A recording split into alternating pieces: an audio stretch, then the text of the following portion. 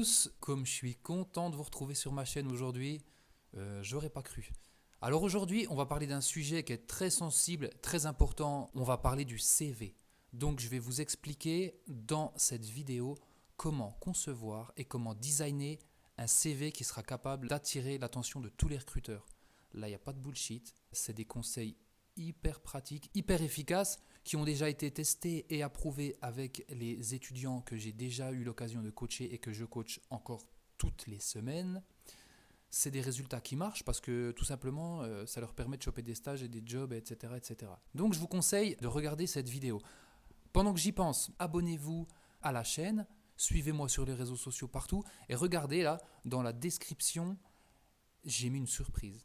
J'ai mis une surprise en téléchargement. C'est une petite mine d'or. On va dire que c'est une bonne pépite d'or pour vous qui cherchez un job, un stage, des clients, qui cherchez à prospecter, etc. C'est un petit peu un cadeau tombé du ciel, fait par Tontonelle. Sans plus attendre, on va passer à la vidéo qui vous explique comment concevoir son CV de façon pertinente, de façon lisible, efficace, pour attirer au maximum l'œil des recruteurs et vous permettre de choper un job, un stage, des clients et gagner plein de thunes grâce au design parce que vous êtes tous très talentueux et il n'y a pas de raison que vous n'arrivez pas à avoir une carrière digne de ce nom. Sans plus attendre, la vidéo. En fait, ce qu'il faut savoir, c'est que le CV, il n'est pas aussi important que le portfolio en tant que tel, en tant que designer. Pour les autres boulots, comme les ingénieurs, les gens qui sont dans le commerce, le CV, c'est clair que c'est la chose la plus importante. Mais en tant que designer, toi, la chose la plus importante à savoir maîtriser, c'est un portfolio. Et j'ai fait une vidéo d'ailleurs qui parle du portfolio. Ça ne veut pas dire que le CV doit être négligé. Le problème, c'est qu'il y a pas mal de designers qui passent plus de temps sur leur portfolio parce que oui, le portfolio, il représente 70% de l'attention des gens quand ils regardent tes candidatures. Et du coup, on est dans le rush et on fait son CV à l'arrache les derniers jours, voire la veille, parce qu'il nous reste un petit peu de temps et puis qu'il faut boucler. Simplement, il faut savoir que le CV, il est très important. Pourquoi ? Eh bien parce que tout simplement, c'est la première lame que tu pourras envoyer aux recruteurs ou aux gens à qui tu veux présenter ton profil.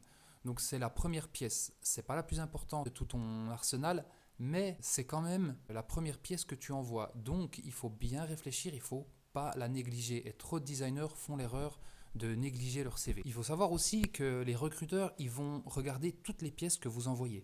Si vous envoyez un lien avec votre site internet ou votre portfolio, il va être regardé, ça c'est évident.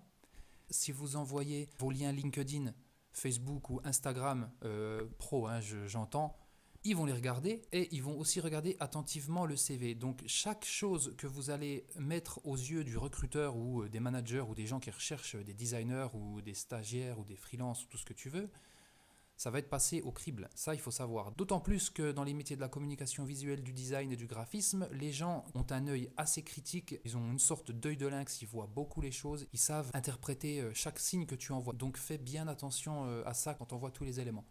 Donc ton CV, il en fait partie. En fait, pour faire un CV réussi, il faut comprendre ce que le recruteur recherche. Ça, c'est très important. Il faut se mettre à la place du recruteur. Ça, je le dis toujours.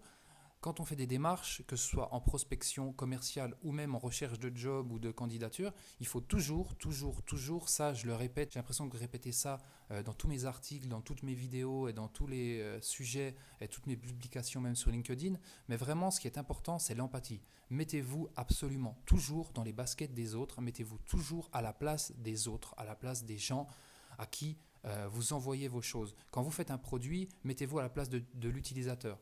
Donc, quand vous envoyez votre candidature, mettez-vous à la place de la personne qui reçoit cette candidature. Donc, qu'est-ce qu'il faut mettre en évidence sur son CV ? Comment il faut faire un bon CV ? Il faut comprendre qu'il y a des erreurs à éviter aussi, que je vais te dire dans cette vidéo. Et il y a quelques petites astuces pour faire ressortir ton CV du lot. On va commencer par la règle numéro 1 pour pouvoir créer ton CV.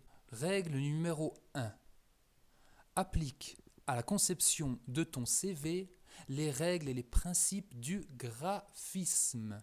Donc après avoir analysé plusieurs CV que je reçois dans ma boîte mail pour des candidatures soit de stage, soit de freelance, soit des gens qui veulent travailler dans ma structure qui s'appelle Aventure Moderne, c'est un service de création graphique par abonnement, la majeure partie des CV ont deux défauts. Soit ils sont sur-designés, over-designés, over-création, over-graphisme, over-logo, soit ils sont sous-designés, donc justement l'inverse. On sent que le designer a fait ça à l'arrache, fait ça vite fait, il a tout mis sur son portfolio et il a zappé de prendre le temps de faire son CV correctement. Surdesignez pas trop vos CV et ne sous-designez pas trop vos CV.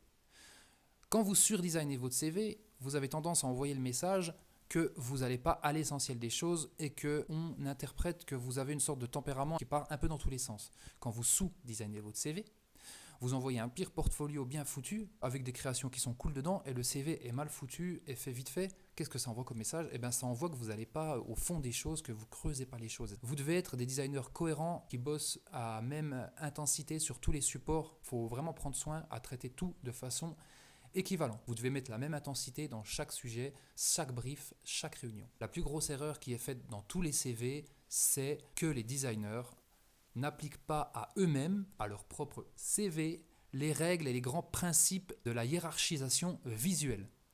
Vous faites des brochures pour les autres, vous faites des affiches pour les autres, vous faites des sites web pour les autres, mais quand il s'agit de hiérarchiser les infos qui vous concernent vous, j'ai l'impression que vous vous mettez dans une sorte d'univers parallèle qui vous fait oublier que vous devez traiter votre CV comme si vous travailliez pour un client ou pour votre patron ou pour je ne sais pas qui. Appliquez les règles du graphisme à votre propre sujet, à vos propres CV, à vos propres portfolios. Ça, pourquoi vous ne le faites pas pour vous, si vous le faites pour les autres? Il faut partir du principe que les recruteurs, c'est des gens qui sont quand même très occupés, ils ont beaucoup d'activités, ils sont busy. Quand dans une journée, tu reçois des centaines de CV, il y a même des boîtes qui reçoivent des milliers de CV. Il faut automatiser, vous, en tant que recruteur, la façon dont vous allez les traiter. Et le truc, c'est que vous mettez des filtres, plus il y a de candidatures, plus vous mettez des filtres hauts. Les recruteurs, ils recherchent des infos précises, ils recherchent les postes que vous avez eus, les expériences, qu'est-ce que vous avez fait pour ces postes et comment vous avez amené de la richesse à vos boîtes. Si ça saute pas aux yeux en 6 secondes, votre CV, il passe à la poubelle et du coup, le recruteur va voir un autre profil. Donc, il faut que votre CV, il envoie tout en un coup d'œil. Il ne va pas lire chaque mot de votre CV, mais il va le regarder. Donc faites très attention à hiérarchiser les infos et à faire ressortir les infos cruciales. Oubliez le sur-design, trop de visuels, trop de trucs, allez à l'essentiel, faites simple, faites efficace. A l'inverse, ne faites pas la grosse bêtise de sous-designer votre CV alors que vous êtes designer. Moi je l'ai fait, mes premiers CV ressemblaient à un CV de BTS action commerciale, quoi. Insensé.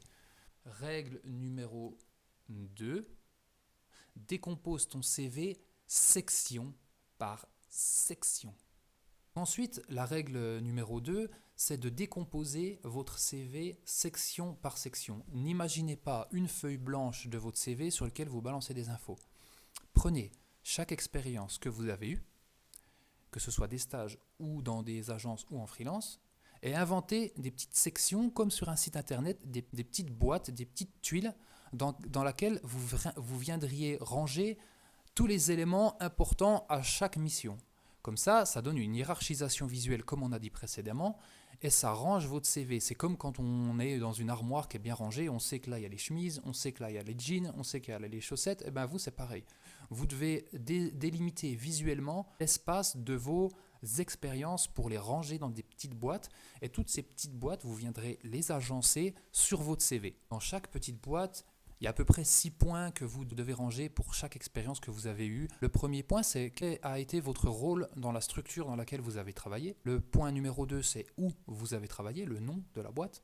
Point numéro 3, c'est qu'est-ce que vous avez accompli concrètement dans cette entreprise. Ensuite, c'est sur quel type de projet concret sur lesquels vous avez travaillé, des missions, quoi. Quelles compétences il vous fallait pour justement mener à bien ces missions. Quelle est votre formation et qu'est-ce qui vous rend unique. Ça vient dans le CV, mais ça sort des petites boîtes, mais ça fait partie des infos qu'il faut savoir mettre dans votre CV. Moi, j'ai mis un petit visuel qui va vous aider, là, je vais l'apparaître là. Voilà, il est là. Donc ce premier visuel, il évoque les 6 infos essentielles à mettre sur votre CV. Donc comme je disais, numéro 1, titre du job. Numéro 2, nom de la boîte. Numéro 3, date et expérience. 4, tes responsabilités. 5, tes hard skills et soft skills. Et 6, tes résultats. Donc ensuite, voilà le petit visuel avec cette petite boîte à ranger. Donc je vous explique comment les agencer pour faire ces petites boîtes, vos sections par section. Point numéro 3, les erreurs à ne pas faire et les mythes autour du CV. première légende veut que ton CV doit tenir sur une seule page. Moi, je ne sais pas qui c'est qui a inventé cette connerie. Si tu as une expérience ou tu as une longévité, beaucoup de choses à dire, tu as fait plein de trucs, tu as plein de responsabilités, on ne va pas tout tartiner sur une page, tu vas te tirer une balle dans le pied. Mieux vaut faire 2 pages bien aérées et bien lisibles plutôt qu'une page où tout est comprimé dessus. Si toi tu as 2 pages, c'est pas très grave, tu fais un multipage, tu mets 1/2, ton interlocuteur il pourra voir ton CV en 2 pages. Et puis maintenant on envoie par mail, on n'imprime même plus. Donc tu ouvres le PDF, tu vois très bien qu'il y a 2 pages. En plus, souvent dans les aperçus, tu vois les 2 pages. Il n'y a pas de souci. Maintenant, il n'y a pas de souci. Peut-être qu'avant, quand ça évitait la paperasse, ça évitait les trucs. Mais maintenant, ça c'est un truc très très bizarre. Mets 2 pages si tu veux mettre 2 pages. Qu'est-ce que t'en as à foutre, quoi. Le point numéro 2 de ce point numéro 3, c'est arrête de foutre des infographies, des tableaux, des jauges, des étoiles, des trucs. On n'est pas dans Minority Report là, avec des infographies qui expliquent que tu as 5 étoiles en InDesign, 6 étoiles en Photoshop, 8 étoiles en After Effects. Ça, c'est un truc chelou. Déjà, visuellement, ça prend trop de place, ça fait amateur, mais de fou. C'est moche, et en plus le fait de s'auto-juger, vous tombez sur un mec qui est un maître en Illustrator, c'est un certifié sur Photoshop, tout ce que tu veux, il va voir que tu te mets 5 étoiles dans Illustrator, il va t'éclater la tronche en entretien. Ça part pas d'une mauvaise intention, mais ça peut quand même être mal interprété. Si tu tombes sur un mec qui est pas cool, il va t'éclater, tu vois. Vous êtes designer, vous êtes graphiste, soit ça fait 6 mois, soit ça fait 8 mois, ça fait 1 an ou 2 ans. Franchement, on la connaît l'histoire. On sait que vous touchez Photoshop, Illustrator. Simplement, on a tous un degré professionnel, quoi. Voilà, ok, c'est clair. Si vous n'aviez pas un degré professionnel, vous ne serez pas en train de postuler à cette offre. Donc arrêtez de surjouer le truc. Vous mettez Photoshop, Illustrator quelque part. De toute façon, dans les sections, vous mettez j'ai utilisé Illustrator et Photoshop pour gérer ça. Si vous avez fait des catalogues qui ont 30 pages, on va bien se douter que vous avez utilisé InDesign. On n'est pas dans FIFA, on n'est pas dans Minority Report, on n'est pas dans le turfu là, à mettre des trucs qui clignotent dans tous les sens avec des jauges, des machins de malade. Ça, je vous déconseille, virez-les, puis ça fait pas très pro. Quand vous êtes junior, ok, tout le monde le fait en plus. Franchement, ça craint. Vas-y, lâchez l'affaire avec ça. Règle numéro 4, qui est en fait 3 règles à suivre pour avoir un bon CV. Pour créer ce CV, il faut suivre ces 3 règles. Donc comme je disais, le CV, c'est la première lame d'attaque que vous envoyez au recruteur. Pensez à faire de l'ergonomie sur votre CV. Adaptez votre CV à chaque offre à laquelle vous postulez. Vous devez analyser la description du job auquel vous postulez et vous devez l'analyser, vous devez la réfléchir en fait. Vous devez en extraire les choses les plus importantes pour vous et les choses aussi les plus importantes que le recruteur recherche. Et vous devez mettre en relation ces demandes avec toi, tes expériences. Donc chaque petite section, tu dois trouver par rapport à tes expériences passées ce qui répond positivement aux exigences demandées par l'offre sur laquelle tu es tombé. Comme ça personnalise ton CV à l'offre à laquelle tu postules et ça c'est hyper bien. Par exemple, quelqu'un qui dit je veux un graphiste comme ci, comme ça, qui a fait ci et ça avec une telle attitude, et bien toi tu dis bon d'accord, pour telle mission j'ai fait ça, pour tel boulot j'ai fait ça, quand j'étais freelance j'ai fait ça. Donc là, chaque petite section que j'ai fait avec toutes mes expériences, elle apporte un petit plus à l'employeur et l'employeur il se reconnaît, c'est du taf, mais ça cible à fond votre candidature. Et du coup, quand le recruteur va lire votre CV, il va se dire « Ah ouais, d'accord, putain, ça match, c'est la personne qui match. » Donc là, il y a du match, quoi. 5. N'oublie pas que tu ne feras jamais 2 fois une bonne première impression, baby.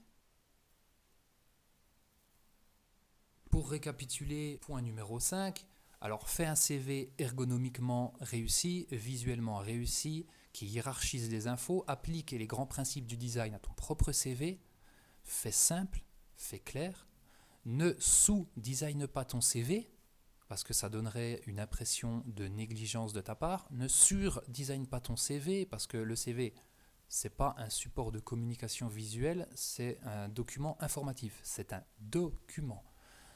Un document, c'est fait pour donner des infos, donc réfléchis bien aux infos, prends en compte les règles, les grands principes de hiérarchie visuelle quand tu fais ton CV, réfléchis à mettre les bonnes infos, ton bon profil, qui tu es. On doit comprendre qui tu es. Explique-nous la manière que tu as de régler des problèmes. Essaie de le mettre au maximum, que ce soit dans ta bio ou dans les petites sections qui reviennent.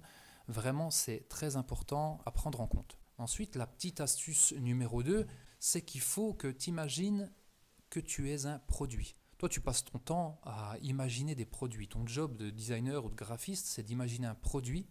Tu es bien placé pour savoir que dans le marketing, dans la com et dans la création, dans le design, un produit ne se vend pas grâce à ses fonctionnalités techniques, technologiques et ses avancées, les avancées de la science.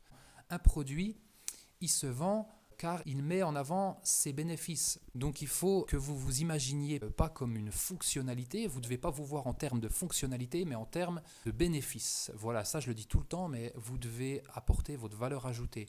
Par exemple, une erreur que vous pouvez faire souvent, c'est que vous mettez « je maîtrise la suite Adobe, la dernière version de ça, je fais ci, ça, WordPress, HTML, CSS », ça c'est bien, mais si vous avez été assez intelligent, vous avez réussi à le glisser dans votre petite boîte. Vendez-vous plus comme quelqu'un qui est capable d'apporter une valeur ajoutée, quelqu'un qui réfléchit. Par exemple, un UI designer, il aura tendance à mettre « j'avais la responsabilité de gérer la création de l'interface pour tel projet ». Bon, ça c'est assez générique. Moi, ce que je te conseille de faire, par exemple, c'est de tourner la phrase d'une autre manière, de cette manière. J'ai eu la responsabilité de redéfinir le cahier des charges, le user flow de cette application et de la nouvelle expérience mobile de cette application. Cela a généré plus 0,5% de trafic et de taux d'acquisition pour un chiffre d'affaires mensuel de tant d'euros, par exemple. Voilà, tu dis pas que juste tu as bossé sur ça, tel un robot. Là, tu expliques ce que tu as fait concrètement.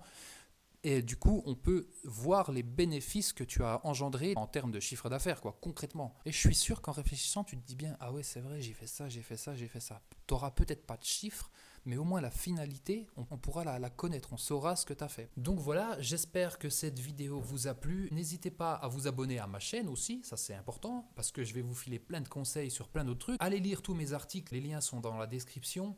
Aussi, la petite surprise, c'est un annuaire de contact avec toutes les plus grandes agences de communication, avec les contacts des gens, les mails, les numéros de téléphone, les noms, les postes. Si vous postulez, si vous démarchez, ça va vous être utile. C'est la phase numéro 1 sur les 7 parce que je vais vous envoyer 7 contenus comme ça. Je vais vous filer, là c'est les agences de com, après je vous filerai tous les contacts dans le marketing, après tous les contacts dans le design, après tous les contacts dans le e-commerce, après tous les contacts dans le corporate. Donc comme ça, vous aurez toutes les bonnes infos concernant les bonnes personnes à contacter. Voilà, je vous dis à bientôt. J'ai envie que vous deveniez le designer que vous rêvez d'être. Et pour cela, je vais vous aider à mon échelle à y arriver. À très bientôt pour d'autres aventures et d'autres vidéos. Gros bisous.